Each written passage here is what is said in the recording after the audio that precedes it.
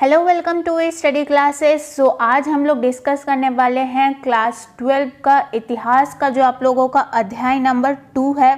अध्याय नंबर 2 में है राजा, किसान और नगर। इसके ऊपर जो ऑब्जेक्टिव क्वेश्चन बनता है आप लोगों के एग्ज़ाम के लिए और प्रीवियस ईयर में जो पूछे गए हैं, ये सब मिला के मैंने यहाँ पे टोटल आप लोगों का 20 क्वेश्चन जो है यहाँ पे मैंने निकाले हैं। मैंने ट्राई किया है कि हर एक टॉपिक से क्वेश्चन निकाल सकूँ ताकि आप लोगों का हर एक टॉपिक क्लियर हो सके। ठीक है, तो यहाँ पे टोटल 20 क्वेश्चन है। तो वीडियो शुरू होने से पहले मैं ये कहना चाहूँगी कि चैनल को सब्सक्राइब कीजिए, लाइक करना ना भूले वीडियो को।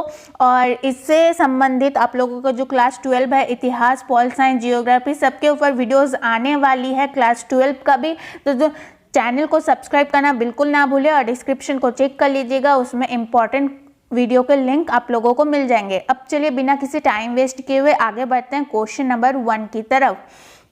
तो क्वेश्चन नंबर 1 में देखिए आप लोगों के पास क्वेश्चन क्या है कि भारत का नेपोलियन किस शासक को कहा जाता है। ये जो क्वेश्चन है ना, बहुत इम्पॉर्टेंट है क्योंकि कई बार प्रीवियस ईयर में भी पूछा जा चुका है।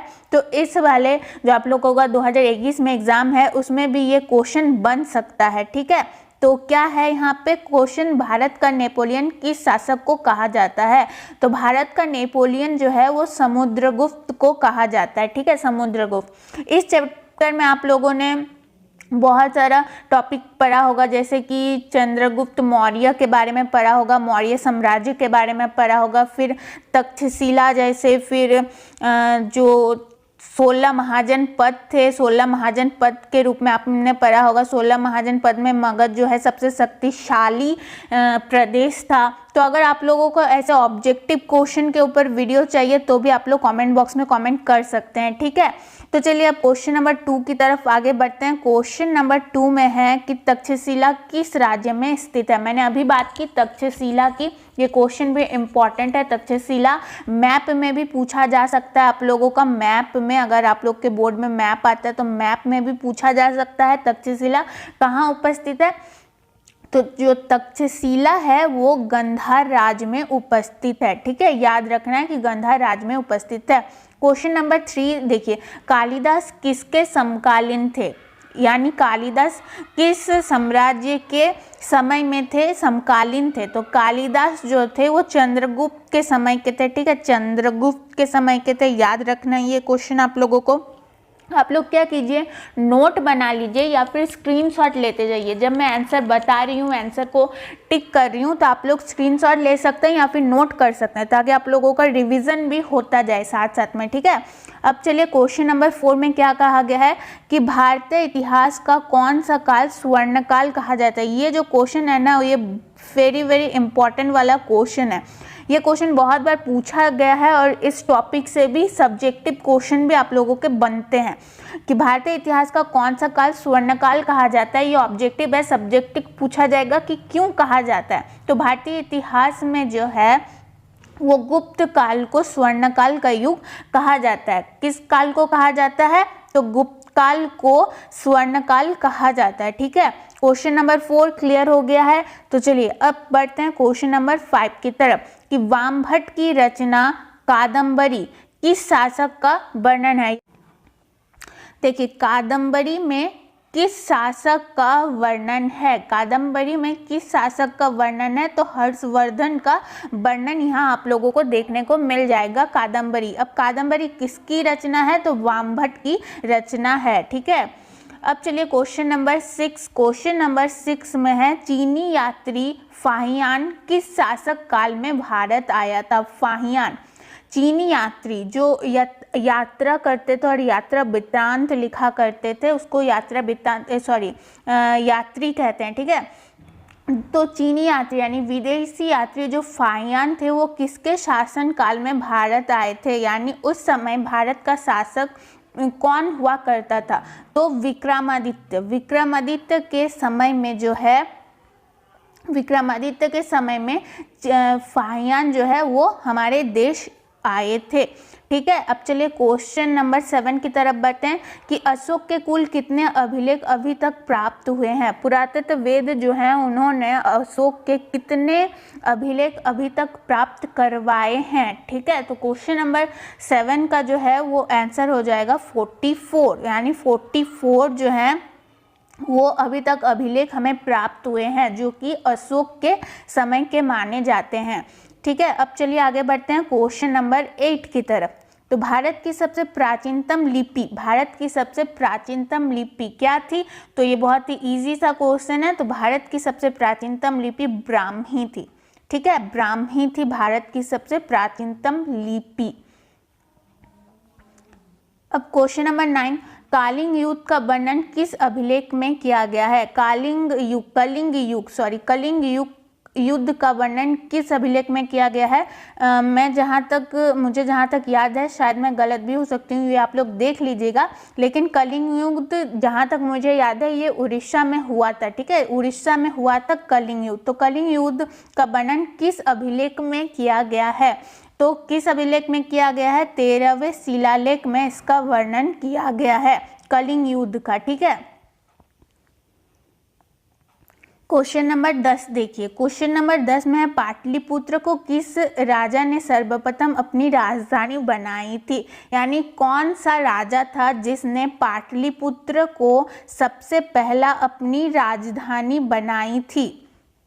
क्वेश्चन समझ में आ गया होगा। तो जो उदयनी शासक जो थे उन्होंने सबसे पहले राजधानी बनाई थी। तो किसको बनाई थी? पाटलिपुत्र को बनाई थी। ठीक है, अब चलिए क्वेश्चन नंबर 11 की तरफ आगे बढ़ते हैं। जीवक ने वैद्य की शिक्षा कहाँ से पाई? जीवक ने वैद्य की शिक्षा कहाँ से पाई? तो तक्षशिला से पाई। तो क्या कहा गया है क्वेश्चन में कि जीवक ने वैद्य की शिक्षा कहाँ से पाई? तो तक्षशिला से पाई उन्होंने। ठीक है, अब चलिए क्वेश्चन नंबर 12। क्वेश्चन नंबर 12 में है कि मौर्यकालीन टकसाल का प्रधान कौन होता था? मौर्यकालीन टकसाल का प्रधान कौन होता था? तो मौर्यकालीन टकसाल का प्रधान जो है वो प्रनया अध्यक्ष होता था। प्रनया अध्यक्ष जो है उसका प्रधान होता था। ठीक है, प्रधान होता था मौर्यकालीन टकसाल का। अब चलिए क्वेश्चन नंबर 13 में क्या कहा गया है कि किसने लिखा वास्तविक सुखम वही है, मतलब वह है जिससे प्रजा सुख तथा संपन्न हो। यानी ये जो कथन है कि वास्तविक सुक्रम वह है जिससे प्रजा सुख तथा संपन्न हो, ये किसका कथन है? तो ये कथन जो है ये कौटिल्य का है। किसका है? कौटिल्य का। कौटिल्य ने कहा है कि वास्तविक सुक्रम वह है जिसमें प्रजा सुखी तथा संपन्न होता है। ठीक है, अब चलिए क्वेश्चन नंबर 14 की तरफ आगे बढ़ते हैं। क्वेश्चन नंबर 14 में क्या कहा गया है कि जरासंध का संबंध किस वंश से था? जरासंध का संबंध किस वंश से था? तो यहाँ पे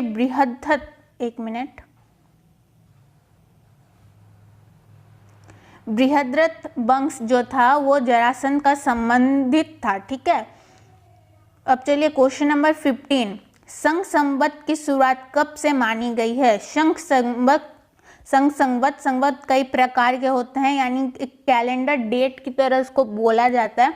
तो संघ संवत की शुरुआत कब से होती है? तो 78 ईस्वी से होती है। ठीक है, अब चलिए क्वेश्चन नंबर 16। विश्व में पाई जाने वाली पहली धातु, विश्व में, ठीक है, यहाँ पे इंडिया की बात नहीं की जा रही है कि इंडिया में सबसे पहले कौन सी धातु खोजी गई, यहाँ पे पूरे विश्व की बात हो रही है। तो पूरे विश्व में सबसे पहला धातु क्या खोजा गया था? तो चांदी को खोजा गया था। चांदी को खोजा गया था। ठीक है, अब चलिए क्वेश्चन नंबर 17। चंद्रगुप्त की मृत्यु कहाँ हुई थी? तो चंद्रगुप्त की मृत्यु जो हुई थी वो श्रवणबेलागोला में हुई थी। श्रवणबेलागोला में हुई थी उसकी मृत्यु। कहाँ हुई थी? श्रवणबेलागोला में उसकी मृत्यु हुई थी। ठीक है, क्वेश्चन नंबर 18। मेगास्थनीज किस यूनान शासक के राजदूत के रूप में पाटलिपुत्र आया था? ये जो क्वेश्चन है ये बहुत इम्पोर्टेंट वाला क्वेश्चन है कि मेगास्थनीज किस यूनानी शासक के राजदूत के रूप में पाटलिपुत्र आया था? तो सेल्यूकस, तो वहाँ के शासक कौन थे, मतलब मेगास्थनीज जब हमारे इंडिया में आया था तब उसके शासक यानी उसका राजा, उसके देश का राजा कौन हुआ करता था, तो यहाँ पे जो है option number C Seleucus, Seleucus बिल्कुल सही जवाब है इसका। तो अब चलिए क्वेश्चन नंबर 19, पाटलिपुत्र नगर की स्थापना किस नदी के संगम पर की गई थी, यानी पाटलिपुत्र कहाँ बसा हुआ था, किस नदी के किनारे बसा हुआ था, तो गंगा सोन नदी के किनारे बसा हुआ था। यानी क्वेश्चन नंबर 19 का जो क्वेश्चन नंबर 19 का जो ऑप्शन ए है वो बिल्कुल सही है। पाटलिपुत्र नगर की स्थापना किस नदी के संगम हुई थी, तो गंगा सोन नदी के संगम में हुई थी। अब चलिए क्वेश्चन नंबर 20, इंडिका के लेखक कौन है, ये मैं दावे के साथ कह सकती हूँ आप लोगों के एग्जाम में जरूर पूछा जाएगा, एग्जाम में जरूर पूछा जाएगा, तो बिल्कुल याद कर लीजिए और अपना 1 नंबर जो है वो रिजर्व कर लीजिए कि इंडिका के लेखक कौन थे। तो इंडिका के लेखक जो थे वो मेगास्थनीज थे। ठीक है, ये बहुत ही इम्पोर्टेंट सा क्वेश्चन आप लोगों के लिए सामने में है कि इंडिका के लेखक कौन थे, तो इंडिका के लेखक मेगास्थनीज थे। तो इससे आप वीडियो से आप लोगों को अगर हेल्प मिली तो वीडियो को लाइक करना ना भूले, डिस्क्रिप्शन चेक कर लीजिएगा, आप लोगों को और भी इम्पॉर्टेंट वीडियोस के लिंक मिल जाएंगे। तो आज के लिए बस इतना ही, कहीं भी दिक्कत होता है तो कमेंट बॉक्स में कमेंट करना, वीडियो अगर अच्छी लगे तो लाइक करना, चैनल को सब्सक्राइब करना और हमारी तरह यूं ही बने रहना।